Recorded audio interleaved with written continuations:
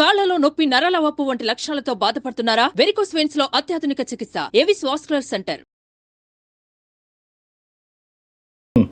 8 సంవత్సరాల నుంచి ఎప్పుడు అనుమానం లేదు. నాకు ఒక 6 నెలల నుంచి నా భర్త మీద కొంచెం అనుమానం స్టార్ట్ అయింది. దాని గురించి నేను మీ అందమైన జీవితం ప్రోగ్రామ్ చూసి మెయిల్ చేశాను మేడం కి. చెప్పండి మీనా, అనుమానం రావటానికి గల అంటే ఏ ఇష్యూస్ ద్వారా మీకు అనుమానం వచ్చింది? ఎలాంటి అంశాలను చూసారు ఏంటి? ఒక 6 నెలల నుంచి నా ఎదురు ఒక అమ్మాయి వచ్చేసింది. ఆమె చాలా అందంగా ఉంటది అనమాట. ఓకే. ఆమెని చూస్తుంటే ఇంకేంటంటే ఆమెను చూడటము, ఆమె తిని చూడటము, ఇలా కొంచెం కొంచెం అనుమానం స్టార్ట్ అయింది నాకు. స్టార్ట్ అయినాక తను కిందకి వెళ్ళి పిల్లల్ని స్కూల్ కి తీసుకెళ్లటం, అక్కడ మళ్ళీ వాళ్ళిద్దరు కలిసి మాట్లాడుకోవటం, జస్ట్ మామూలుగా క్యాజువల్ గా తీసుకున్నా. తర్వాత అనుమానం అనేది ఎక్కువైపోయింది. అదొక క్లారిటీ అనేది నాకు కన్ఫ్యూజన్ చేసి, నాకు అసలు ఏంటి వీళ్ళిద్దరి మధ్య ఏం జరుగుతుంది అని అబ్జర్వ్ చేస్తూ ఉన్నాను అనమాట. ఓకే. అబ్జర్వ్ చేయటము, వీళ్ళు కిందకెళ్ళి నవ్వుకోవటం, మాట్లాడటం, పిల్లల్ని బస్ ఎక్కించినాక మళ్ళీ కిందే టైం స్పెండ్ చేయటం, ఇలా జరుగుతూ ఉంది మేడం. ఓకే. అసలు నేను ఒక క్లారిటీకి రాలేకపోయాను. పిల్లలండి? పిల్లలు ఒక బాబు నాకు. ఓకే. క్యాజువల్ గా మాట్లాడుకోవటం అంటే ఇప్పుడు పిల్లల్ని ఎక్కించేసాక ఎంతసేపు మాట్లాడుకుంటాం? ఒక 2 నిమిషాలు, 3 నిమిషాలు, 5 నిమిషాలు లేదా 10 నిమిషాలు ఒక రోజు? అది ఎవరైనా మేడం మాట్లాడుకుంటారు. ఓకే, హాయ్ అండి బాగున్నారని ఎవరైనా అడుగుతారు, కాదనట్లేదు. రెగ్యులర్ గా జరుగుతా ఉంది. రెగ్యులర్ గా వీళ్ళు బస్ ఎక్కించడానికి వెళ్తారు. వెళ్ళి ఇద్దరు అపార్ట్మెంట్ అందరు ఎటు వాళ్ళు అటు వెళ్ళిపోయినా కూడా వీళ్ళిద్దరు నుంచొని మాట్లాడటం, నవ్వుకోవటం, పైకి కలిసి రావటం, ఇది చూస్తున్నాను మేడం. నేను పైన బాల్కనీలో ఉండి చూస్తూ అబ్జర్వ్ చేస్తున్నాను. అమ్మాయి వయసు ఎంత ఉంటుంది? అమ్మాయి వయసు ఒక 36, 37 ఉంటుంది. ఆవిడ భర్త గారమ్మా? ఆమె భర్త వచ్చి అమెరికాలో ఉంటాడు. ఇది వచ్చి ఇక్కడ నుంచొని అపార్ట్మెంట్ లో ఉన్న వాళ్ళు ఎవరు దొరుకుతాడా ఏంటా అని చూసి నా భర్త దొరికాడు దానికి. అయ్యా అయ్యో. ఆమెకి పిల్లలు ఉన్నారండి? పిల్లలు ఒక బాబు ఉన్నాడమ్మా. ఓకే. ఓకే. మీరు అంటే ఒకే అపార్ట్మెంట్స్ కదా, మాట్లాడుకోవటం, మీరు ఆవిడతో మాట్లాడటం కానీ ఇరుగు పొరుగు కదా, అట్లా ఏమన్నా ఉందా? ఏం లేదండి, నేను హాయ్ కనిపిస్తే హాయ్ బాయ్ అనుకుంటాం అంతే. ఇంత క్లోజ్ గా గానీ నా హస్బెండ్ తో ఉన్నంత క్లోజ్ నాతో ఉండదు. ఆయన అక్కడుండి సంపాదిస్తూ మరి దేన్ని పెళ్లి చేసుకొని ఆయన ఎక్కడ కులుగుతున్నాడో, ఇదైతే నా మొగుడుతో కులగటం మొదలు పెట్టేసి. సరేలే అమ్మ, అంత పెద్ద కంక్లూజన్స్ కొద్దిలే తల్లి మీనా. అమ్మ అసలు నా బాధ నేను ఎవరికి చెప్పుకోవాలో కూడా తెలియట్లేదు. ఇంట్లో నా ఫ్యామిలీని చూసుకోవాలి, నా అత్త మామని చూసుకోవాలి, అక్కడ నా భర్తను చూసుకోవాలి, ఎవరిని చూసుకోవాలో నాకు అసలు పిచ్చి పట్టిపోతుంది డాక్టర్ గారు. మీ అత్తయ్య మావయ్య కూడా మీతోనే ఉంటారా మీనా? అవును డాక్టర్ గారు. ఇది కాకుండా ఏంటమ్మా? ఓకే, బస్సుకు వరకు వెళ్ళి తిరిగి వచ్చేది ఒక్కటేనా? దాన్ని బట్టే నేను మీరు కులుకుతున్నారు అనే పెద్ద మాట వాడుతున్నారు, ఇంకేమన్నా చూసారా? లేదు డాక్టర్ గారు, నేను చూసాను. తిరుపతి నేను క్యాంప్కి వెళ్తున్నాను అన్నారు. ఈయన వెళ్ళిన ఒక 1 అవర్ కి ఆమె డోర్ లాకేస్తుంది. ఆవిడ క్లారిటీ ఇంకేంటంటే వాళ్ళు వెళ్ళిపోయారు తిరుపతి, వాళ్ళ బాబు ఆమె. మళ్ళీ మరుసటి రోజు వచ్చేసరికి 2 డేస్ తర్వాత ఈయన ముందు వచ్చారు. తర్వాత ఆమె డోర్ ఓపెన్ ఉంది. అంటే తిరుపతి అంటే మీనా ఎవరైనా వెళ్ళొచ్చు, ఎప్పుడైనా వెళ్ళొచ్చు కదా? వెళ్ళొచ్చు మేడం, ఆమె ముందన్నా వెళ్ళొచ్చు, తర్వాత అయినా వెళ్ళొచ్చు. ఈయన వెళ్ళిన టైంలోనే ఎందుకు వెళ్ళాలి? కాదు మీనా, కోఇన్సిడెంట్ కి అనుకోవటానికి లేదంటారా? కోఇన్సిడెంట్ ఏముంది మేడం, ఈయన వెళ్ళిన టైంలో వెళ్ళారు, వచ్చారు. ఆమె కొడుక్కి గుండు ఉంది. తిరుపతి వెళ్ళి వచ్చినట్టు ఒక క్లారిటీ ఉంది కదా మేడం నాకు. ఇంకా నేను ఏం అడగాలి? ఏం అసలు అడిగితే మేమేం అడగాలి? అదే కదా, ఇప్పుడు మేమేం అడగాలి అన్నది మాకు అనిపిస్తుందమ్మా. ఇంకేమన్నా అబ్జర్వ్ చేశారా మీరు? అంటే ఐ మీన్ మేడం, ఇప్పుడు నేను నిన్న నైట్ పడుకున్నాము, 3 గంటలకి నా బెడ్ మీద లేడు. చిన్న బాబు గాని కింద పడితే ఎలా వెతుక్కుంటాము, అయ్యో బాబు కింద పడిపోతాడని. నా భర్త ఎక్కడికి వెళ్ళాడని నేను ఇల్లంతా తిరిగాను, బాల్కనీ చూసాను, వాష్రూమ్ చూసాను, ఎక్కడ లేరు. ఇప్పుడు ఎక్కడికి వెళ్ళారు అని నేను అడగలేను తన్ని డైరెక్ట్. అదేంటమ్మా, ఎందుకు రాత్రి నిద్రలోంచి లేసానండి, మీరు పక్కన లేరు, బాబు దొల్లిపోతాడు అన్నది కూడా మీరు చూసుకోలేదు, ఎక్కడున్నారని ఒక మాట అడిగితే తప్పేముంది? తన మీద అనుమానం స్టార్ట్ అయిపోయినాక నేనేమన్నా అడిగితే ఇంకా నా మీద ఎక్కడ గొడవ పడేసి, ఎక్కడ అల్లరి చేసుకొని మన పరువు ఎక్కడ పోయిద్దో, అత్తయ్య మామయ్య వాళ్ళు ఎక్కడ బాధపడతారో, నాకు పిచ్చి పడుతుంది డాక్టర్ గారు. అసలు పట్టట్లేదు.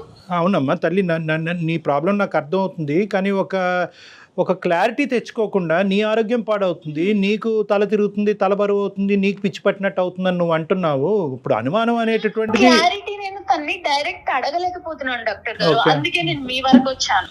అడగటం వేరు, గొడవ పెట్టుకోవటం వేరు. చాలామంది ఏమనుకుంటారు అంటే కనుక, అరే బహుశా నేను అడిగితే కనుక అతను ఇంకా అవమానం ఫీల్ అయ్యి నా మీద ఏమైనా తెచ్చుకుని గొడవలు Negative గా అలా ఉంటుందేమో కాదు. ప్రతి అనుకుంటారు. చోట ఏంటంటే సైకలాజికల్ మైండెడ్నెస్ అని అంటూ ఉంటాం. ఆడవాళ్ళందరికీ చెప్పేది ఏంటంటే మైండెడ్నెస్ అంటే ఇది ఖచ్చితంగా నిజం అనే ఉద్దేశంతో మీరు అడిగితే ఖచ్చితంగా అక్కడ గొడవ అవుతుంది.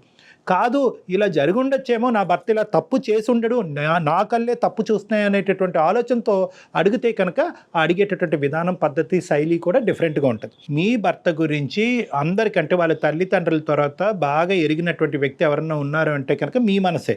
అవును కదా. 8 ఇయర్స్ ప్రయాణంలో ఇంతకు ముందు ఎప్పుడనే మీ భర్త గురించి ఇటువంటి సంఘటనలు, సందర్భాలు జరిగినాయా? జరగలేదు. ఎప్పుడు అనుమానం పడేటటువంటి భార్య స్థానంలో మీరు ఉన్నారా? కాదు. మరి అలాంటప్పుడు ఈ ఒక్కసారి మీకు ఇలా అనిపించిందండి, నా కళ్ళు తప్పు చూసినాయా, నా చెవులు తప్పు విన్నాయా అనేటటువంటిది మీరు తప్పుగా ఆలోచించారు అనే విధంగా అడిగితే కనుక ఏ గొడవ ఉండదు. అంటే మీరు చేయలేకపోతున్నారు, మాకు ఫోన్ చేశారు, అది వేరే విషయం. మీ తరపున మేము మీతో మాట్లాడటానికి రెడీగానే ఉన్నాం. కానీ సహజంగా ఎవరైనా ఆడవాళ్ళు ఉంటే కనుక ప్రతి సందర్భంలో సుమన్ టీవీ లాంటి ఒక ప్లాట్ఫామ్ దొరుకుతుంది, వాళ్ళ ద్వారా అడిగిద్దాము, వాళ్ళ ద్వారా తెలుసుకుందాం అనేది కాకుండానే అడిగేటటువంటి శైలి, విధానం ప్రేమపూరితంతో నిండి ఉంటే కనుక అది తప్పుగా భావించే అవకాశం లేదు అని నా భావం. అది ఈ మధ్య ఏమన్నా అడిగితే విసుక్కుంటున్నాడు, ప్రతి చిన్న విషయానికి చిరాకు పడుతున్నాడు, నాకు పిచ్చి పడుతుంది, ఏడుపు వస్తుంది, ఏం చేయాలో తెలియట్లేదు. కానీ ఒకటైతే నిజం కదా తల్లి, అంటే ఖచ్చితంగా ఒక ట్రాన్సిషన్, ఒక చేంజ్ అయితే మీ భర్తలో మీకు కనిపించింది. వచ్చింది, Right. ఖచ్చితంగా వచ్చింది.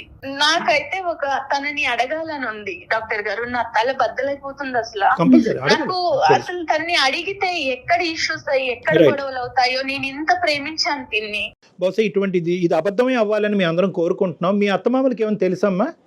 తెలీదు డాక్టర్, Okay. నేను ఎవరికి చెప్పలేదు. ఓకే రైట్ అమ్మా. 3 o'clock మన ఇంట్లో లేకుండా, బాల్కనీలో లేకుండా, నువ్వు కిచెన్ లో లేకుండా ఎక్కడికి వెళ్ళావు అని ఒక్క మాట అడగలేక నాలో నేను సతమతం అయిపోయి నాకు అసలు ఎవరికి చెప్పాలో తెలియట్లేదు. నేను ఎంత బాధపడుతున్నానంటే డాక్టర్ గారు, నాకు ఏ పని చేయాలనిపించట్లేదు. ఇప్పుడు నువ్వు ఓకే కదమ్మా, అంటే మా ద్వారా నువ్వు క్లారిటీ తీసుకోవటం అనేది రేపొద్దున మీ ఇద్దరి మధ్య, అంటే మేము యూజువల్గా చాలా సెన్సిటివ్గా మాట్లాడతాం ఇలాంటి ఇష్యూస్. నాకు ఉండేటటువంటి ఎక్స్పీరియన్స్తో కొద్దిగా బ్యాలెన్స్డ్గానే మాట్లాడతాం. బట్ యు ఆర్ 110% కాన్ఫిడెంట్ కదమ్మా మేము ఈ ప్లాట్ఫామ్ ఆ విధంగా వాడుకోవచ్చు అని? వాడుకోవచ్చు డాక్టర్ గారు. ఓకే. తర్వాత ఇంకో లాస్ట్ క్వశ్చన్ అమ్మా, ఇది కొద్దిగా sensitive and private issue. Physical intimacy ఎలా ఉందమ్మా మీ ఇద్దరి మధ్యన? అది తగ్గిందా? తగ్గిందండి. తను ఇప్పుడు ఇదివరకు ఉన్నంత ప్రేమ లేదు నాకు. మరి ఒకసారి మాట్లాడదామా మీనా? నిజాల్లాగే అనిపిస్తుందమ్మా, కానీ అబద్ధాలు అవ్వాలి అని కోరుకుంటున్నాను. ఒకసారి కలుపుదామమ్మా. లైన్ కలుపుతారండి మీరు ఆయనతో? కలుపుతాను డాక్టర్ గారు. కాన్ఫిడెన్స్ లోకి ప్లీజ్. తీసుకుంటారు. మీరు మాట్లాడే వ్యక్తి మీ కాల్ ని హోల్డ్ లో పెట్టారు. దయచేసి ఆయన్ని కనెక్ట్. అయితే రీజన్స్ చాలా తక్కువ అనిపిస్తున్నాయి కళ్యాణ్ గారు నాకైతే. జస్ట్ కింద మాట్లాడుకోవటం సరే, నైట్ మిస్ అవటం అనేది మీరు నిజంగా ఆలోచించాలి. హలో హలో ఏమండి, చెప్పు. ఆఫీస్ లో ఉన్నారా? చెప్పు. నేను మిమ్మల్ని ఒకటి అడగాలనుకుంటున్నానండి. అదేదో ఇంటికి వచ్చాక అడగచ్చుగా. ఆఫీస్ లో ఉన్నారు, ఫ్రీగానే ఉన్నారని ఈ టైంలో కాల్ చేస్తాను మీకు. నేను ఏం అడగాలి? మీరు రాత్రి ఎక్కడికి వెళ్ళారు? రాత్రి 3 గంటలకి నా పక్కన లేరు. టీ తాగడానికి వెళ్ళా. ఆ టైంలో టీ తాగడానికి వెళ్ళటం ఏంటండి? చిన్న ప్రెజర్స్ ఉండి నిద్ర పట్టక టీ తాగి వచ్చి పడుకుందాం అని చెప్పి. నన్ను లేపితే నేను పెట్టిస్తాను కదా మీకు టీ. అరే అలా కాదమ్మా, నువ్వు రోజంతా పని చేసి అలిసిపోయి ఉంటున్నావు, మళ్ళీ నీకు రాత్రి లేపి టీ పెట్టమని అనడం లేదు. నేను ఇంట్లో టీ పెట్టుకుంటే మళ్ళీ నీకేదైనా డిస్టర్బెన్స్ అవి నీ నిద్ర పోవద్దని చెప్పలేదు తను. అమ్మ అంటుంటే నన్ను ఎత్తుని కూర్చోబెట్టుకొని నన్ను కాలి కింద వేసి తొక్కారండి మీనా. అమ్మ మీనా, నువ్వు ఫస్ట్ ఇలాగా ఒకటి మీనా అమ్మ, ఈరోజు అమ్మ సారీ అండి మీనా గారు భర్త గారు, మీ పేరు? హలో మీనా గారు, మీరు ఒక మాట చెప్పాలి కదా ఆయనకి, మేము లైన్ లో ఉన్నామనేసి ఒక మాట చెప్పండి మీ హస్బెండ్ తోను. నేను మిమ్మల్ని డైరెక్ట్ ఏమీ అడగలేక నేను డాక్టర్ ద్వారా వెళ్ళాను ఇప్పుడు అడగటానికి. చెప్పాలి కదా తల్లి నువ్వు. డైరెక్ట్ వెళ్దాం అంటే మన సంసారాన్ని అందరికీ తెలిసేలా చేస్తావా? అయ్యో అలా భావించొద్దండి. మేడం వింటున్నారా ఎలా మాట్లాడారు? అది కాదు కదమ్మా మీనా ఇది చాలా సెన్సిటివ్ ఇష్యూ మీనా. మనం మన తరపున అతన్ని సర్ప్రైజ్ చేసాం ఇక్కడ కాబట్టి ఫస్ట్ మా తరపున ఆవిడ తరపున మా అపాలజీస్ అండి. అంటే ఆవిడ చాలా బాగా స్ట్రెస్లో ఉంది, ఆవిడ ఏం చేస్తున్నారో కూడా ఆవిడకి తెలియట్లేదు. చాలా రోజులు బట్టి ఒక చేదు అనుభవాల్ని కొన్ని ఆవిడ దిగమింగుకుంటుంది, అడగలేక కక్కలేక సతమతం అవుతుంది. మా హెల్ప్ తీసుకుని మా ద్వారా ఆవిడ మనసులో ఉండేటటువంటి 2-3 ప్రశ్నలు మిమ్మల్ని అడగాలి అని అనుకుంది. సరే, ఆమె ప్రాబ్లం ఏంటో అడగండి డాక్టర్ గారు, మీ ద్వారానే క్లారిఫై చేయండి. అడగనియండి, ఆవిడని అడగనియండి, మేము బ్యాక్గ్రౌండ్ లో ఉంటాం, ఆవిడని అడగనియండి. ఏమండి రాత్రి మీరు 3 గంటలప్పుడు ఎక్కడికి వెళ్ళారు? నేను టీ తాగడానికి వెళ్ళాను. టీ తాగడానికి బయటికి ఎందుకు వెళ్ళాలి? నేను ఉన్నాను కదా పక్కన, నన్ను లేపితే నేను పెట్టిస్తాను కదా మీకు. నేను ఇంతకు ముందు చెప్పా, మళ్ళీ చెప్తున్నానమ్మా, నిన్ను రాత్రి అంతా నాకు నిద్ర లేదు, నాకు టీ తాగితే నిద్ర వస్తుంది అనిపించింది. కాకపోతే నువ్వు డే అంతా పని చేసి ఉంటావు, మళ్ళీ నిన్ను నిద్ర లేకపోవడం ఎందుకు? ఒకవేళ నేను పెట్టుకున్నా సరే నీకు ఏదైనా డిస్టర్బెన్స్ వస్తుందని బయటికి వెళ్ళి తాగొచ్చాను. అంటే ఎదురించి 204 కి టీ తాగడానికి వెళ్ళారా మీరు? 204 ఏంటి? నాకు అన్ని తెలుసండి. 204 కి ఎందుకు వెళ్తున్నారో తెలుసు. 204 ఆ ఎదురించి సిక్కులాడుంది, ఆ తప్పులాడుంది, దాంతో మీరు మాట్లాడటం చూశాను. కింద మీరిద్దరు ఇటకలు పక్కపక్కలు చూశాను.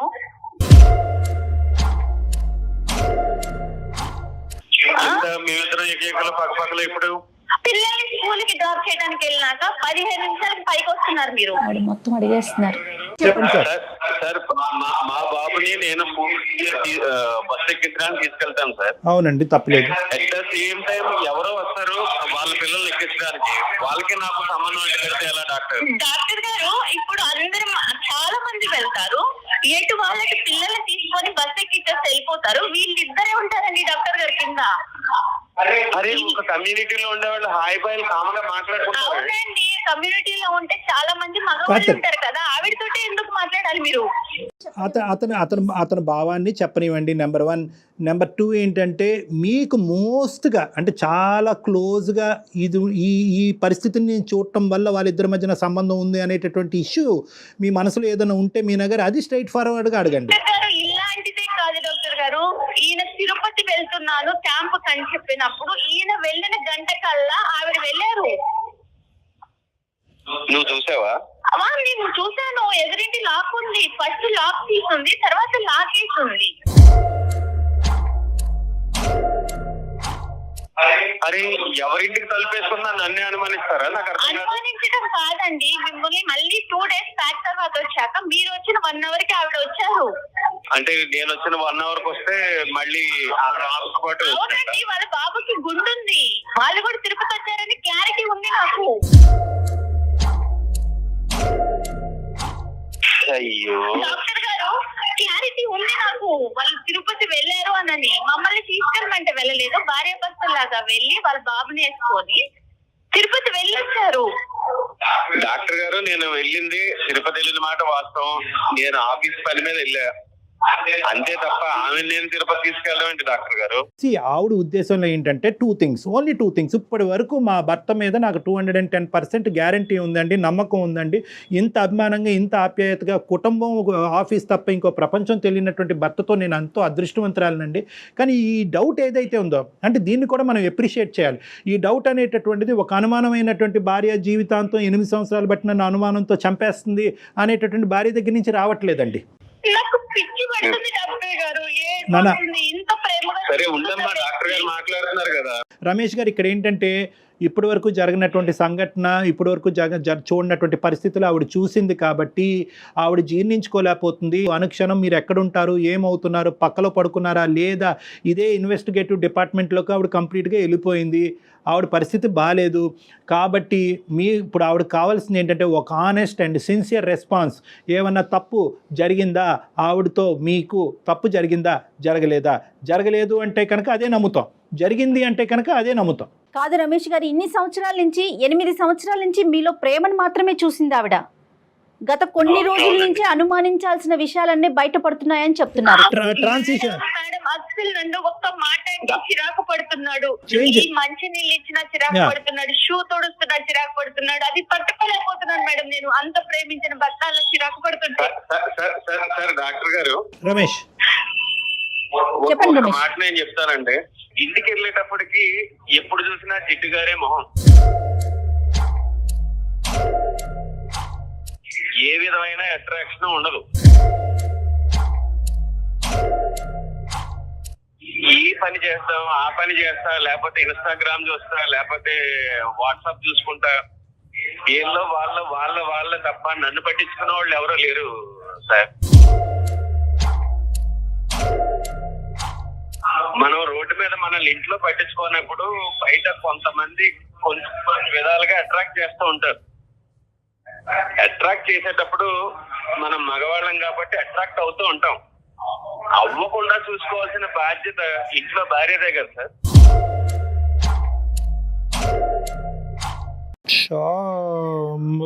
రమేష్ ఆయన వర్షన్ ఆయన చెప్పాడు కదా. ఉండమ్మా మీనా, ఒక్క నిమిషం నీ వర్జన్ చెప్ది గాని.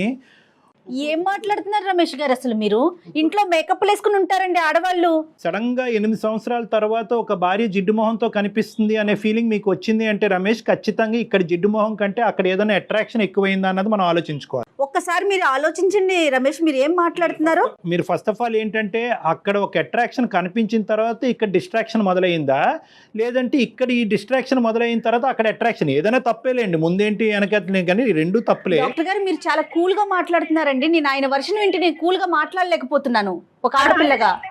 పెళ్ళైన కొత్తలో మొహం బాగుంది, ఇప్పుడు పిల్లలు అత్త మామ అందరినీ చూసుకుంటా నీకు పెళ్ళైనప్పటి నుంచి నువ్వు అలాగా ఉన్నావు. నాకు ఇంతకుముందు ఆపర్చునిటీ లేదు, నా మొగుడు అమెరికాలో ఉంటే నేను కూడా దానిలాగే చిచి అలా మాట్లాడకండి మీనా, అలా మాట్లాడకండి.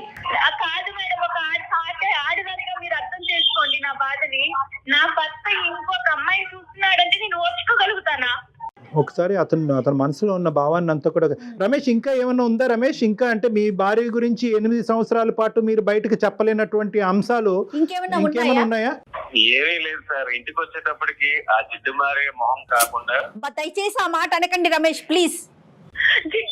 Sorry madam. అంటారేంటి మేడం? మా సారీ ఎందుకండి బాబు? అవునండి, మొహం జిడ్డుగారుతానే ఉంటది. అవునండి, పెళ్ళైనప్పుడు ఇప్పుడు ఎందుకు వచ్చింది మీకు? మీ మాటలని తప్పు రమేష్. తప్పు చేశారా? తప్పు జరిగిందా? డాక్టర్ గారు నా వల్ల అవ్వట్లేదు. మీనా సారీ అమ్మా, అది తప్పు అయితే జరిగింది డాక్టర్ గారు. చూడండి డాక్టర్ గారు ఎలా చెప్పుకొని ఒప్పుకున్నాడు. నాది క్లారిటీ అదే చెప్తున్నాను మీకు. తప్పు జరిగింది అనేటటువంటిది సమర్థించుకుంటున్నారా రమేష్? పశ్చాత్తాపం పొందుతున్నారా ఇప్పటికైనా రమేష్? పశ్చాత్తాపమే పొందుతున్నానంట. ఆ అమ్మాయి గుండె పగిలి చచ్చిపోద్దయ్యా. ఆ అమ్మాయిని ఒక పనికిరాని వస్తువులాగా ఇన్ని రోజులు ఆ అమ్మాయిని ఒక టిష్యూ పేపర్ లాగా వాడుకుని ఇప్పుడు సడన్గా టిష్యూ పేపర్కి జిడ్డు పట్టింది కాబట్టి పక్కన పడేస్తున్నాను అనేటటువంటి మాట మాట్లాడుతూ నీకంటే బయట వేరే అట్రాక్షన్ దొరికింది కాబట్టి ఆ అమ్మాయితో నేను కులుకుతున్నాను. సారీ, నేను ఈ మాటలు ఎప్పుడు వాడలేదు. కానీ ఈ విధమైనటువంటి ఆ అంశాన్ని సుమన్ టీవీ ద్వారా మేము ఈ బ్రేకింగ్ న్యూస్ ఆ అమ్మాయికి అందించడం అనేది మేము చాలా బాధపడుతున్నాం రమేష్. రమేష్ గారు వేరే రకంగా భావించొద్దు, అసహ్యంగా అనిపిస్తోందండి వినటానికే. డాక్టర్ గారు నేను ఒక్కటే అడుగుతా డాక్టర్ గారు, తను ఇంకా ఫైనల్ గా ఒక్కటే అడగాలనుకుంటున్నాను. చెప్పు నాన్న. చెప్పు. ఏ రోజన్నా నేను మీకు ఏ విషయంలో అయినా తక్కువ చేశానా? లేదు. మరి ఎందుకు జిడ్డు మొహం వచ్చింది? ఈ 8 years లో మీకోసమే కదండి నేను. ఒకటి రమేష్ ఇది చాలా ఇరిటేటింగ్గా ఉంది. ఏమండి మీ భార్యని ఏమండి మీ ఇన్ షర్ట్ బాగా చేసుకోండి, చొక్కా ఇస్త్రీ చేసుకోండి అని చెప్పేటటువంటి ధైర్యం ఆవిడకున్నప్పుడు నువ్వు నీట్గా తయారవు అని అడగటాన్ని అనే హక్కు మీకు లేదా? ఏకంగా అక్రమ సంబంధాలు పెట్టేసుకోవటమేనండి జిడ్డు మొహాలు కనిపిస్తున్నాయి కాబట్టి? ఇంతేనా జీవితం అంటే? ఇంతేనా బంధం అంటేనే? ఇంతేనా పెళ్ళి అంటే? మారదు డాక్టర్ గారు. సార్ ఎలా చెప్తారండి మీరు మారినారని? మీరు చెప్పి చూసారా? ఏ రోజున నాకు చెప్పారా? మీరు చెప్పేది ఏంటండి? చెప్తే రెడీ అవుతా అమ్మాయి? చెప్తే మీకు కావాల్సినటువంటి విధంగా ఉండదా? ఇంత కష్టాన్ని కొని తెచ్చుకుంటుందా? పెళ్ళైనప్పుడు ఎలా ఉన్నారో, ఒక 8 ఏళ్ళు సంసారం చేసి ఒక పిల్లకి ఒక పిల్లోడికి తల్లి అయిన తర్వాత కూడా అలానే ఉంటారండి ఆడవాళ్ళు. ఇక్కడ ఎలా ఉంటాము డాక్టర్ గారు? అత్త మామలకి సేవ చేసుకోవాలి, పెద్ద అత్తయ్య. అమ్మాయి సామాన్య గృహిణి ఎలా ఉంటారండి? నేను ఏటో చూసుకుంటాను. అమ్మ ఇలాంటి సంఘర్షణలు జీవితంలో చాలా కామన్. బ్యాడ్ లక్, ఇది బ్యాడ్ లక్ కాదనట్లేదు. కానీ ఈ రోజు నుంచి అయినా కూడా రమేష్లో ఏమైనా మార్పు వచ్చిందా, కనువిప్పు కలిగిందా అనేటటువంటి అంశం అతను తెలుసుకోగలిగితే కనుక ఏ ప్రాబ్లము లేదమ్మా. కాదు నేను చేసినటువంటిది తప్పు కాదు, దీన్ని వెనక అనేటటువంటి తన తప్పుని సమర్థించుకునేటటువంటి తత్వం అతనికి ఉంటే కనుక బహుశా జీవితంలో చాలా కష్టాలు వచ్చే అవకాశం ఉన్నాయి. నేను తప్పు చేశాననే పశ్చాత్తాపం ఉంది. రైట్. మరి జిడ్డు మొహం ఇవి నీట్గా తయారవలేదు, ఇవన్నీ ఎందుకు వచ్చినాయండి? అంత చక్కగా చేసి ఇంతవరకు మీకు తన జీవితాన్ని త్యాగం చేసేటటువంటి ఒక ఆడదాని గురించి అసలు మీకు నోరు ఎలా వచ్చింది అలా మాట్లాడటం గురించి?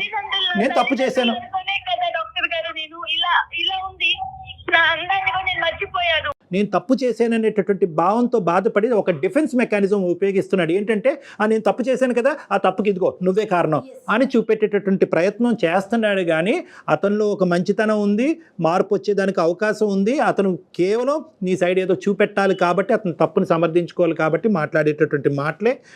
నువ్వు చేసినటువంటి ఇప్పుడు వరకు నువ్వు చేసినటువంటి ఏ కార్యక్రమం కదా మీ అత్తగారికి కానీ మీ భర్తకు కానీ అందరూ సమర్థిస్తారు. మీ భర్త గారికి కూడా బాగా తెలుస్తుంది, రమేష్ కూడా బాగా తెలుస్తుంది. ఫైనల్గా మీరు ఏం చెప్తారు చెప్పండి, మీ ఒపీనియన్ చెప్పండి. మీరు ఏం చేయదలుచుకున్నారు? ఆ అమ్మాయి కాన్ఫిడెన్స్ ఇవ్వండి, ఒక నమ్మకం ఇవ్వండి. ఇక మీదట ఇలాంటి తప్పు అయితే జరగదు. నేను నీకు మాట ఇస్తున్నా, ఇప్పుడున్న మన ఫ్లాట్ సేల్ చేసి వేరే ప్లేస్ కి మనం షిఫ్ట్ అయిపోదాం. మన సొంత ఫ్లాట్ వదులుకొని మనం ఎందుకు వెళ్ళాలి చెప్పండి ఒక్కటి. నో రమేష్, ఇక్కడ ఏంటంటే ఒకటి నిజంగా ఫ్లాట్ మారేటటువంటి అవకాశం ఉంటే కనుక ఖచ్చితంగా that is a good solution for the problem. తను ఏం చెప్పాలనుకుంటున్నారు నాకు తన నోటి వెంట వినాలని నేను మీకు ఫోన్ చేశాను. అదే చెప్పారు మీనా, రమేష్ గారు అదే చెప్తున్నారు మీనా. రమేష్ గారు నాకంటే మించినటువంటి సొల్యూషన్ చెప్పారు. అంటే ఎవరు చెప్పరు, సొంత ఫ్లాట్ అమ్మేసుకుని వేరే దానికి వెళ్ళిపోదాం అని అన్నారు. డాక్టర్ గారు నేను తన్నేదో బాధ పెట్టాలని నేను అడగాలని కాదు. నాకు ఒక క్లారిటీ, నా మనసు తను నేను ఎంత ఇష్టపడుతున్నానో నాకు తెలుసు, తనకి తెలుసు. అది అర్థమవుతోంది మీనా, అర్థమవుతోంది. కానీ అతను ఇప్పుడు ఇచ్చినటువంటి ప్రామిసెస్లో ఒక సిన్సియారిటీ కనిపిస్తుంది. తప్పు ఒప్పుకున్నాడు, అతను సిన్సియర్గా అతను అపాలజీ అడిగాడు కాబట్టి క్షమించేటటువంటి ధోరణిలోకి నువ్వు రావాలి. నమ్మకంగా మళ్ళీ మీరు ఇద్దరు కూడా హ్యాపీగా ముందుకు ప్రయాణం కొనసాగించాలమ్మా. సరే డాక్టర్ గారు. ఓకేనా? All the best Meena. అతను అడిగాడని కాదు కానీ నీ గురించి కూడా నువ్వు చూసుకో అమ్మా. Okay, compulsory. All the best, good luck అమ్మా. God bless both of you. Ramesh, all the best and thank you for talking to us. Okay అమ్మా, ఓకే మీనా, బాయ్. సుమన్ టీవీలో మీ పర్సనల్ అండ్ బిజినెస్ ప్రమోషన్స్ కోసం కింది నెంబర్కి కాంటాక్ట్ చేయండి.